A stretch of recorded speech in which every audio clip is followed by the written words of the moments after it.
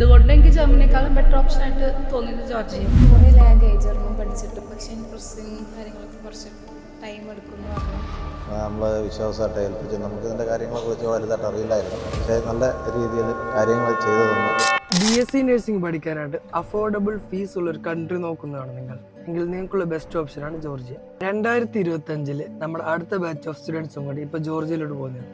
ഇവരെല്ലാവരും എടുത്തേക്കുന്ന കോഴ്സും ഈ പറഞ്ഞ പോലെ തന്നെ BSc നഴ്സിംഗ് ആണ്. കഴിഞ്ഞ 2 വർഷമായിട്ട് ഇവരും ഈ പറഞ്ഞ പോലെ തന്നെ ജർമ്മൻ ലാംഗ്വേജ് പഠിച്ച് സ്റ്റക്കായി നിൽക്കുന്നവരാണ്. സോ ഇവരിപ്പോൾ ജോർജിയ എടുക്കാൻ കാര്യം വേറൊന്നുമല്ല, ജർമ്മനി ഇപ്പോൾ അത്യാവശ്യം നല്ല റെസ്ട്രിക്ഷൻ ആയി. അതിന്റെ ഭാഗമായിട്ടാണ് ജർമ്മനിയിൽ ഇപ്പോൾ എക്സാംസിന്റെ ഡേറ്റ് ലാഗ് ആവുന്നത്, മാർക്ക് കട്ട് ഡൗൺ ആക്കുന്നതും. റീസെന്റ് വന്ന അപ്ഡേറ്റ് ആണ് 1 year വാലിഡിറ്റി കൊണ്ടത് എക്സാംസിന്റെ സർട്ടിഫിക്കേഷൻസ്. സോ ഇതെല്ലാം ഈ ജർമ്മനി റെസ്ട്രിക്ഷൻ്റെ ഭാഗമായിട്ടാണ് ഇതെല്ലാം വന്നത്.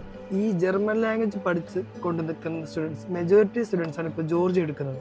കാരണം വേറെ ഒന്നുമില്ല, +2 ഏത് സ്ട്രീം ഉള്ളവർക്കാണെങ്കിലും, ഹ്യൂമാനിറ്റീസോ സയൻസോ കൊമേഴ്സ് പഠിച്ചവർക്കാണെങ്കിൽ പോലും നമുക്ക് ജോർജിയയിൽ BSc നഴ്സിംഗ് എടുക്കാൻ പറ്റും.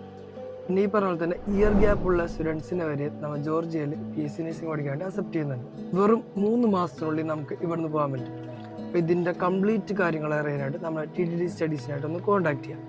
എന്തുകൊണ്ട് TTG സ്റ്റഡീസ് എന്ന് വെച്ച് കഴിഞ്ഞാൽ നമുക്ക് കൊടുക്കുന്ന സർവീസ് എന്ന് വെച്ചാൽ A to Z കാര്യങ്ങൾ നമ്മൾ ഇവിടുന്ന് സ്റ്റുഡൻസിന് പ്രൊവൈഡ് ചെയ്ത് കൊടുക്കുന്നുണ്ട്.